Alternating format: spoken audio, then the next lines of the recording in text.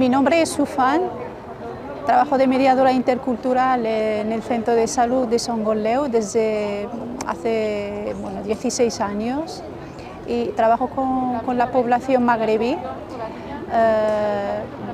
mujeres, hombres y de habla árabe o dialecto marroquí. Mi trabajo consiste en facilitar la comunicación entre los usuarios y las usuarias y el personal sanitario. Por ejemplo, el taller que se está haciendo ahora de tejer, organizado por servicios sociales, pero nosotras como mediadoras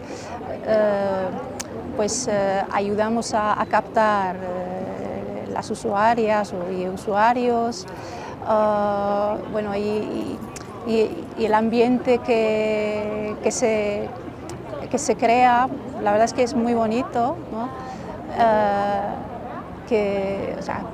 También les permite hablar entre ellas, las usuarias.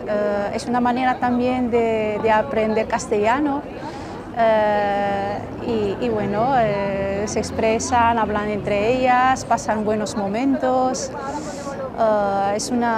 También es una manera de integrarse y de constituir un buen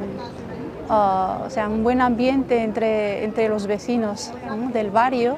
Talleres de educación para la salud, actividades comunitarias, por ejemplo la ruta saludable. Se quita esa barrera que hay entre el profesional y el usuario en la consulta. Hay más tiempo para hablar y se crea otro ambiente fuera de la consulta.